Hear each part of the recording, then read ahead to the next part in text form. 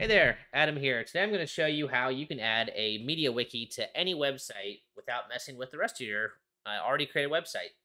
So we're going to do this through a subdomain. The reason you may want to have a media wiki is for a knowledge management system for your team. So, for example, my law firm uses a media wiki to do policies and procedures, handbooks, and that sort of information.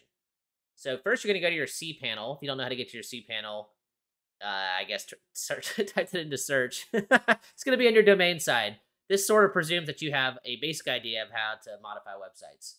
So you're going to go into your cPanel.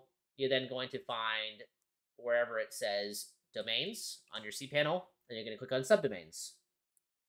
So once you're in subdomains, it's going to ask you to create a subdomain. So you can see I already have one, but let's just set up another one just so I can show you what it looks like. So let's just create a media wiki subdomain. I think most people will use just wiki dot. You don't really need media wiki, but let's just go ahead and just do another one. So we're going to do media wiki with the domain of Adam R. Melrose. Create. Give it a minute. So you'll see that it is now created.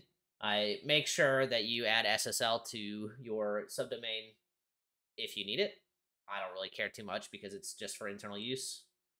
So now you see that we have MediaWiki and Wiki. You're now going to go back to your cPanel. You're going to go to the apps installer. You're going to go to the upper left. You're going to put in MediaWiki. You will see MediaWiki right here. Click it.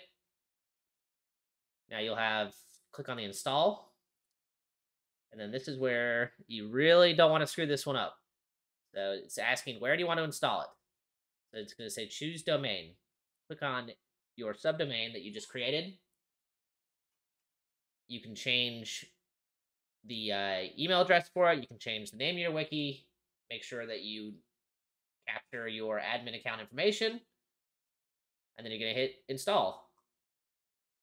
Right down here. I would enable the visual editor. You can enable it later, but you're going to want to use this unless you just really like working with Markdown. So hit install, and then it's going to be installed in your subdomain, and I will show you what it looks like. So this is what your MediaWiki is going to look like out of the box, except for you're going to have a default image right here. And then there is a nice user's guide that's pretty comprehensive as to how to get started. You are now good to go. That's really all you need to install it. There are some videos on my channel to discuss why you may want to do some knowledge management and why MediaWiki is good. You can also use a tool like Notion or something. I like MediaWiki. For one thing, it's free.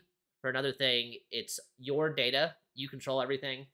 As we start to see the market become more segmented and people try to sort of control their own sandboxes, the idea that MediaWiki is open source is extremely attractive to me personally. And also it's free. Did I mention it's free?